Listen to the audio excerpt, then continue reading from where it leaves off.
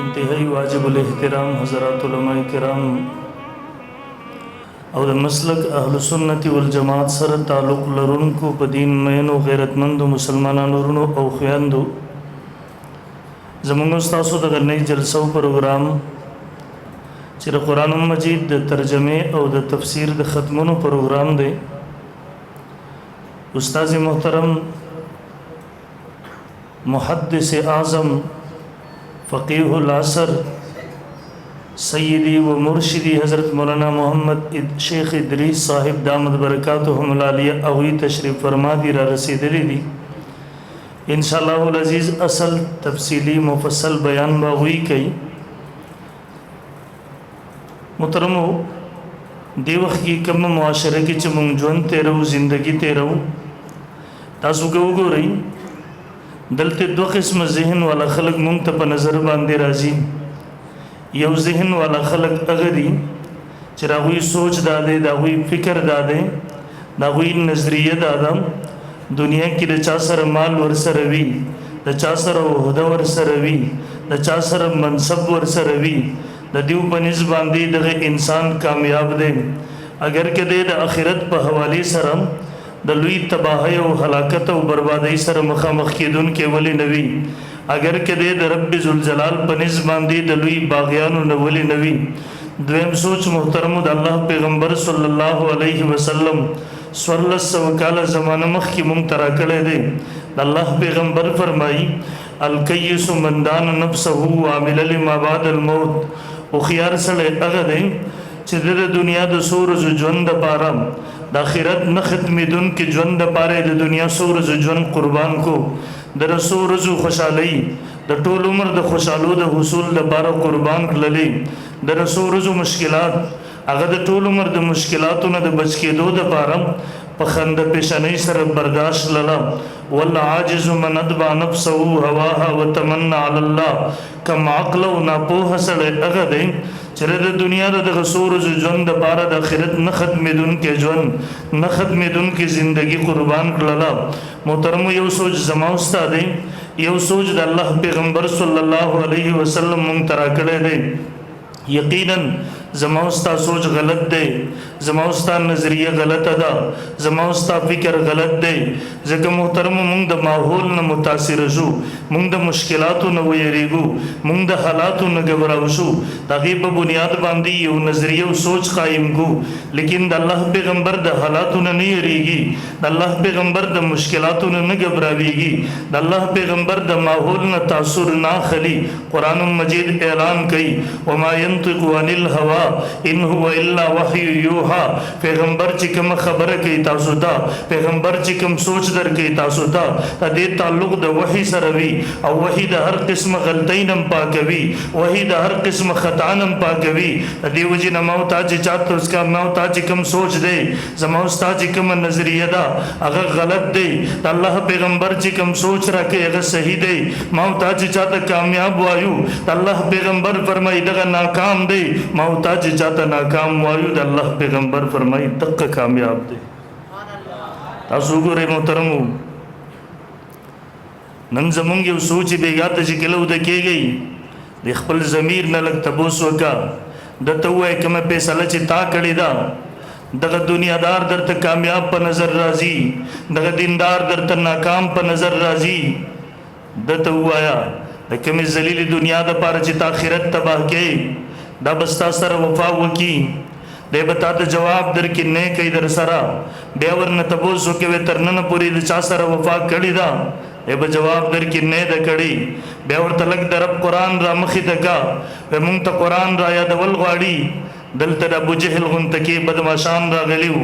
د چا د بدماشۍ د وجې نه چې د مکې مکرمې ځمکه په شریفو مسلمانانو باندې تنګه شوې وه دلته د قارون غونته کې سرمایهداران هم راغلي وو د چا خزانې او کنجانې چې پوره لښکر او جماعت نه شوې ګرځولی دلته د فرعون غونته کې متکبرین هم راغلي وو چا چې د انا ربکم الاعلی نارې لګولې وې لیکن نن هغه متکبرین هم تللی دي هغه بدماشان هم تللی دي هغه سرمایداران هم تللی دي یقینا مرګ په هغه ټولو پسې راغی هغه ټولې په سرونو باندې ووهله ځمکې ته یې راګزار لله د هغوی ټول امیدونه ورزوګانې په خاورو کې میلاو شوې دي هم دقسې رخصت شو بیا به محترمو مونږ پسې به هم راشي قسم دی مونږ به هم ډېر اچانک په سر ووهي ځمکې ته به هم راګزار کي مونږ نه به هم ټول امیدونه ورزوګانې هم په خاورو کې میلاو شي مونږ به هم دغسې رخصت شو او قرآن هم دقه حقیقت را یادول غواړي قل ان الموت الذي تفرون منه فإنه ملاقيكم پیغمبر ورته وایا د کم مرګ نه چې تاسو تېښته کوئ د کم مرګ نه چې تاسو تښتئ د کم مرګ نه چې تاسو یره کوئ د هغې اواز او نوم په تاسو باندې بد لګېږي د نه نشئ تښتېدی فإنه ملاقيكم دی به د تاسو سره ملاو شي دی به د تاسو سره ملاقات وکړي او دی چې کله راورسېږي ډېر اچانک راځي سړي ته په دا سر باندې کیني کله چې راشي د چا زور بیا نه مني د چا بدماشي بیا نه مني د چا جیداد بیا نه مري د چا سفارش بیا نه مري د چا کمزوري او عاجزي بیا نه مري څه قسم رکاوټ بیا نه مري اينما تکونوا يدرککم الموت ولو کنتم فی بروج مشیده مضبوطو قلاګانو کې کېنا چې وخت پوره شو دی به هم هلته در ورسېږي په سر به دې ووهي او ځمکې ته به دې راګزار کړي بیا محترمو لږ په دغه خپله فیصلې باندې نظر ثاني وکړه د خپل ضمیر ته ووایه کومه فیصله چې تا کړې ده صدر ته کامیاب په نظر راځي دغه دیندار چې د الله د دین دپاره خپل ژوند او زندگی قربانۍ دغه درته ناکام په نظر راځي ده ته صرف هغه ساعت را یاد کا نن دغه دنیادار هم د دلته نه رخصت اخیستونکی راتلونکی دی دا دیندار هم د دلته نه رخصت اخلي ځي نن دې دیندارې ته د مرګ فرشتې راغلي دي اچانک ورته پته ولګي دلته نه مې تګ دی دې ځای نه مې رخصت دی نن دې دومره خوشحالېږي دی ته دومره ورته خوشحالېږي د الله پیغمبر فرمایي تحفة المؤمن الموت د مؤمن د پاره مرګ تحفه د ډالۍ ده موتا تحفه ته خوشحالېږو موتا ډالۍ ته خوشحالېږو موتا ګفټ ته خوشحالېږو نن دغه مؤمن دغه ګفټ ګڼي مرګ د ځان د پاره ډالۍ ګڼي مرګ د ځان د پاره تحفه ګڼي ان الله اشترى من المؤمنين انفسهم واموالهم بان لهم الجنه يقاتلون في سبيل الله فيقتلون ويقتلون خپل رب سره چې خپل سر کوم سودا کړي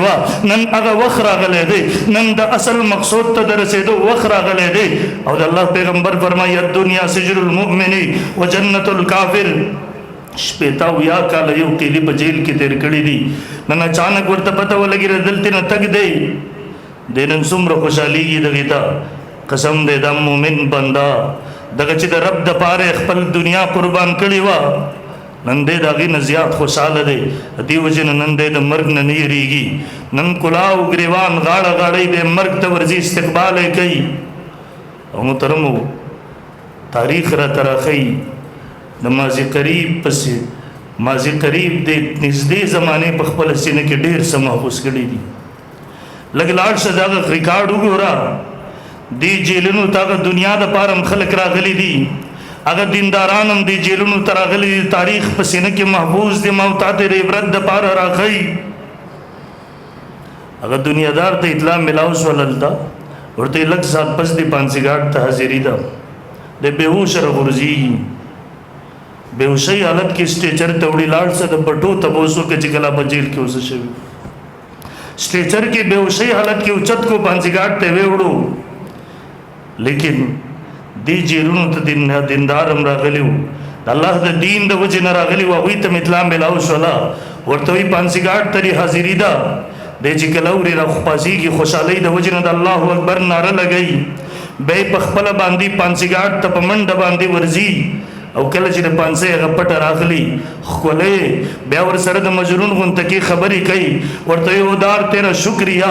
ستا شکریه نن د تا په ذریعې سره منزل مقصود ته رسېږمه نن د تا په ذریعې سره محبوب حقیقي ته رسېږمه نن د تا په ذریعې سره د وصال لمحات نصیب کېږي نن د تا په ذریعې سره هغه د هجران لمحات ختمېږي اول یې ښکلی بیا ورسره د مجرون غونته کې خبرې کوي بیا یې په خپله خپلې مرۍ او غاړې ته رااچوي او کله چې شهید کېږي یوه نعره لګوي فزت ورب الکعبه قسم په رب د کعبې باندې زه کامیاب شوم خپل رب طرف ته ورځي.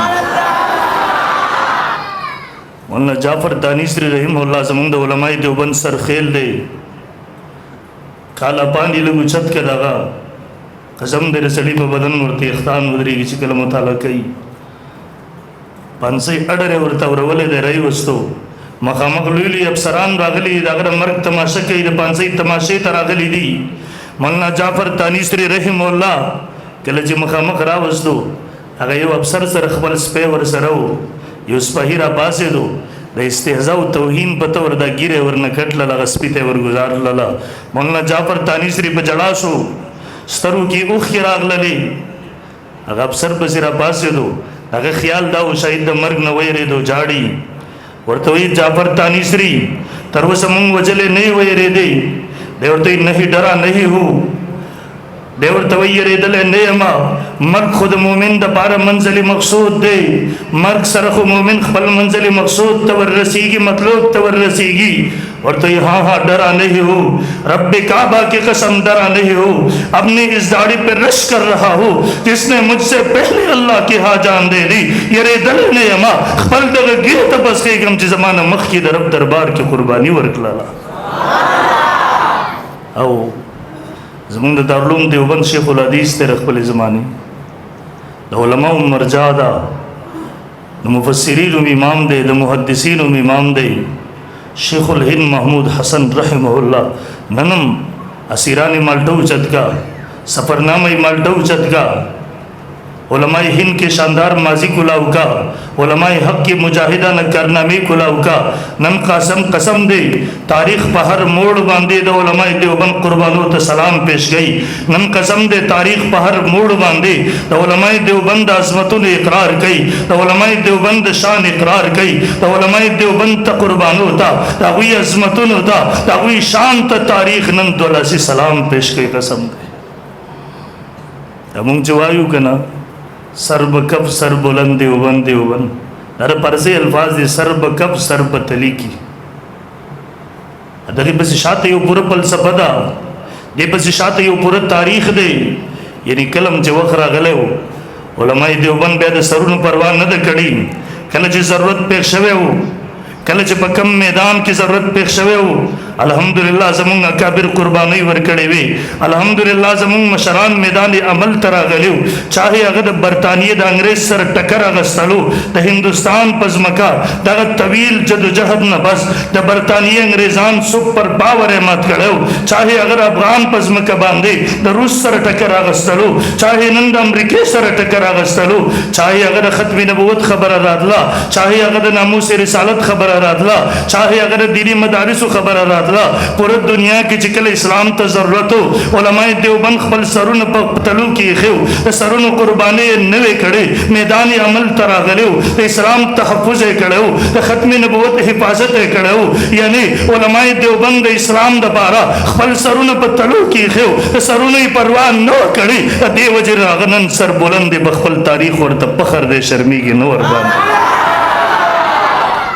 هغه یو شاعر وایي که نه وای دا چې نن د زمانې په تندې ښکارم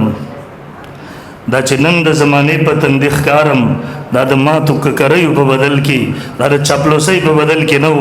دا چا ته د چمچې لګولو په صورت کې نه و دا د چا د غلامۍ په صورت کولو کې نه و دا چا ته د سپو د خرو ساتلو په صورت کې نه و دا د سینې په وینه ورکولو باندې و دا په سرونو شیندلو باندې و شیخ رحم الله شیخ الهند محمود حسن رحم الله د مالټې جیل کې دی میاں صاحب رحم الله لیکي شیخ الاسلام مولانا حسین احمد مدنی رحم الله خپل سفرنامه کې لیکي ویل هغه شپه هم ډېره عجیبه وه شیخ در پانځۍ سزا ورولی شوي د سهار ته به شیخ پانځي کېږي میاں صاحب رحم الله لیکي ډېرې موقع هغه راغلی چې زمونږ مشرانو ته دیو د پانځۍ سزاګانې واورولې زمونږ مشرانو هغه شپه نن دغسې تېرول لکه سبا ته چې اختري بچي ورته خوشحالي کوي بچي هغې ته خوشحالي کوي نن دیو هم دغسې په خوشحالۍ کې دغه شپه تېروي هغه انګریزانو ته چې پته ولګېده دا مولیان خو مرګ ته خوشحالي کوي هغوی یې د پانسۍ هغه ډرونه کینسل لویل دا مولیان چې په مرګ خوشحالېږي مونږ یې په مرګ هم خوشحاله کول نه غواړو دیو د مرګ فیصلې کولې رب کې ژوند لیکلی و رب کې زندګي لیکلی وه شیخ الاسلام لیکي دیو پانسی اډر راغله د شیخ سحر ته پانسی کیږي ول نن شپه د دومره په هزارې کې تیری نن شپه ټوله په جړا کې تیریږي کله د رکوع په حالت کې رب ته بجړا دی کله د سجدې په حالت کې رب ته بجړا دی دومره هزاري ول دا ګیره ټول په اوخ باندې لمدس والا گریوان ټول په اوخ باندې لون شولو زور تر نږدې شو ماته شیخ سبا ته مونږ تر شهادت تاج پسریږي تاسو د مرګ د یری جاړی شیخ مونږ د دارالعلوم دیوبند درسي حدیث د دې لپاره قربان کړو د مدینه منورې درسي حدیث هم د دې لپاره قربان کړو سبا ته مونږ منزل مقصود ته رسیږو تاسو د مرګ د یری جاړی ولماته جواب راکو حسین احمد د مرګ د یری نه جاړم سبا ته د رب دربار کې حاضری دا ژوند او زندگی دنیا کې یو ځل دا هغه یو ځل ژوند او زندگی سبا ته قربانيږي اگر رب ډیر مستغنی ذات دی پته نه لګي اگر رب قبولم کی قبول به نه کی ول به او فرمایل حسین احمد په بدن میں سمر یختان دی خواہش می دادے تمنا می دادا ربا هر یختب بدل کړي یو یو ځل ژوند را کړې وې یو یو ځل زندگی را کړې وې ربا هر ځل د تا لپاره قرباني دے بیا ژوند کې دے بیا قرباني دے بیا ژوند کې دے بیا قرباني دے بیا ژوند کې دے بیا قرباني دے دې ته جاړم ورې عجیب خبره ده سبا ته قربانی کی جیل تراغله د رب د پاره سبا ته پانسی کیږي اگر چې پانسی نشو بیا او جړه د سره پاره کوم پته نه لګي اگر رب قبولم کی قبول وینه کی علماء دیوبند چې الله څومره شان ور کړو علم هغه الله رب ذوالجلال تقوا ور کړو ما حکیم الامت حضرت مولانا اشرف علي تانوی صاحب نور الله عمر کړو مطالعه کو هغه چې لاول تنبوم تراغلم ولدل تبرلیان حضراتو زمونږ کابیرو پسې به کنزل کول بدرت به ول علماء دیوبند په قران او سنت نه پويږي اپ فنون نه پويږي علما شیخ الهند محمود حسن رحم الله تنبون تلته ورته دعوت ورکو شیخ مې راوغختو او دغه وختو مقصود مې صرف او صرف داو چې دا خلک شیخ رحم الله وګوري دا غي علم وګوري ولکله چې شیخ راغی او شیخ بیان شروع کو ول لګیا د لګر دریاب غونته کې بهيږي علمي بحر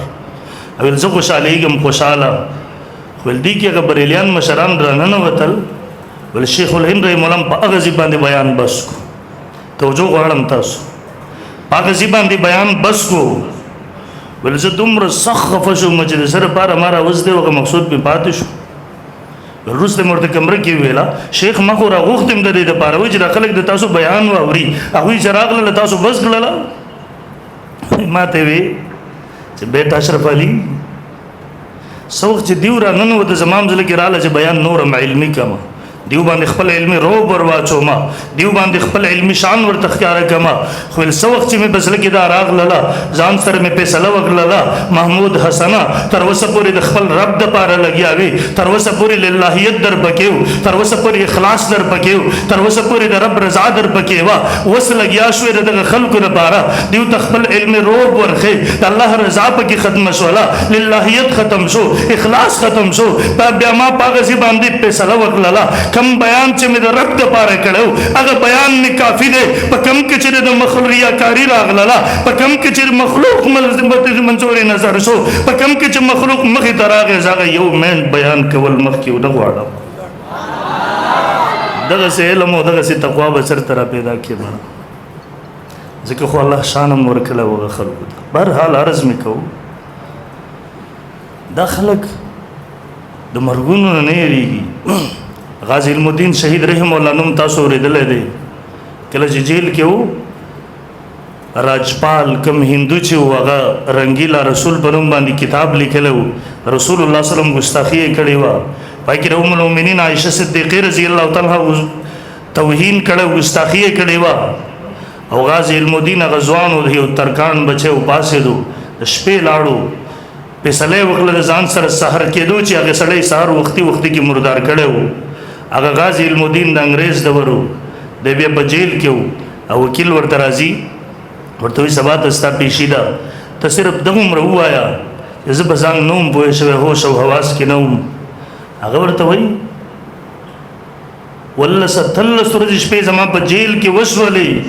قسم دې هر شپه رسول الله صلی الله علیه وسلم په خوب کې راځي ما ته تسلی راکوي ما ته وایي ته به کله راځې مونږ د تا منتظر یو مونږ د تا استقبال کوو قسم دې پوره ژوند او زندګۍ کې ما دا کار په پوره هوش او حواس سره کړی زه به څنګه ووایم چې ما نه دی زه به څنګه ووایم چې ما په هوش او حواس سره نه دی کړی